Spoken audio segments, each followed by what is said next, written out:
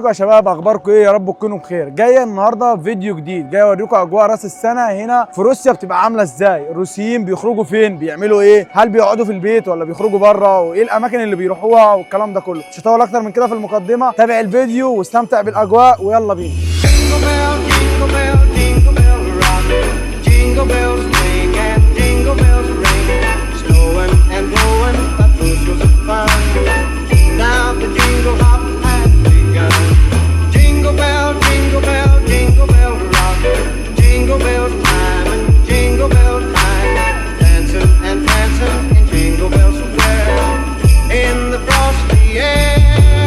С Новым годом, дорогие друзья!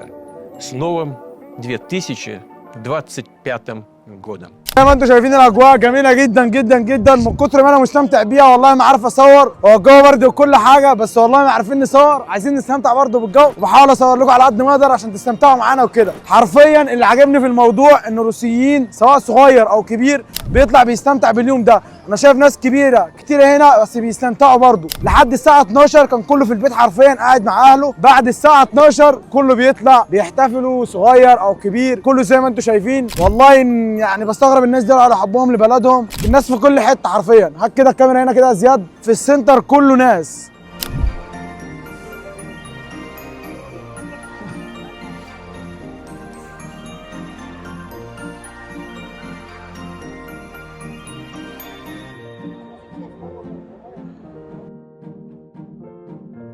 طبعا يا شباب احب اقول لكم حاجه، اكتر حاجه عجباني في يوم راس السنه هم حاجتين: ان الروس بيحبوا يحتفلوا بجد وبيحبوا بلدهم بجد، حتى لو الجو برد بيطلعوا يحتفلوا. الحاجه الثانيه اهتمامهم بالاطفال في يوم راس السنه مختلف. يعني انا شايف ان المنطقه كلها بيخرجوا مع اطفالهم، ما بيسيبوش بقى اطفالهم يخرجوا، لا بالعكس يخرجوا باطفالهم. في اماكن للتزحلق للاطفال، في اطفال في كل حته، العائلات كلها بتطلع مع بعضها، وبعد ما بيخلصوا راس السنه وكده بيبداوا يروحوا البيوت بقى يقعدوا مع بعض، واللي هيشرب يشرب واللي يروح بار يروح. وطبعا يعني دلوقتي الدنيا هتبدا تروق والناس تيجي رايحه بقى بارات، واللي يروح بقى البيت ما يقعد مع اهله والكلام ده كله.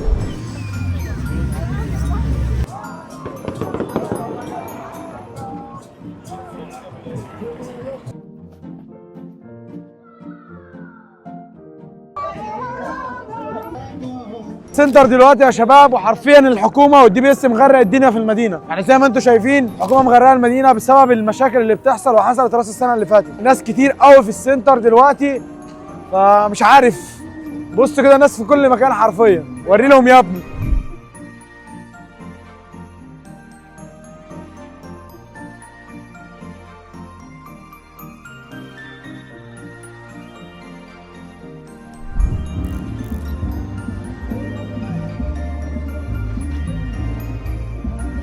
احنا في مول جرين بيتش دلوقتي، والنهارده كمان مش راس السنه.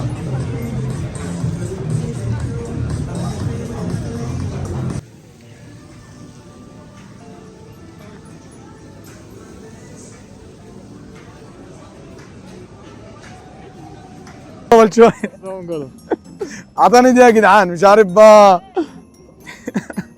الروسيين شعب كويس جدا جدا ولطيف، حرفيا كل الجنسيات موجوده هنا بتحتفل. صينيين، عرب، كلهم موجودين هنا في المدينه. بسم الله ما شاء الله. بقالي كتير ما شفتش عرب، النهارده شفت كميه عرب وتعرفت على ناس محترمه جدا جدا جدا. مبسوط النهارده باليوم ان انا طلعت بمعارف كويسه، ويا رب تكونوا انبسطت زي ما انا انبسطت.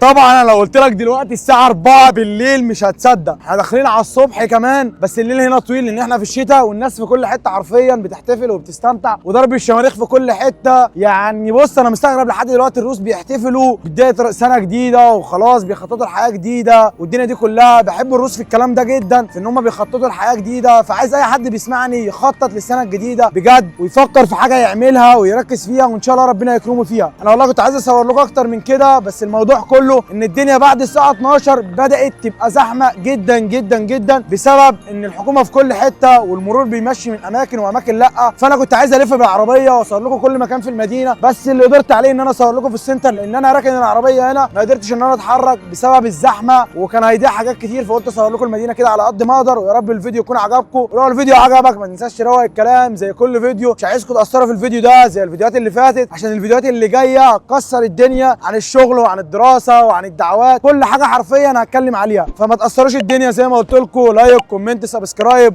واستناني في فيديو جديد.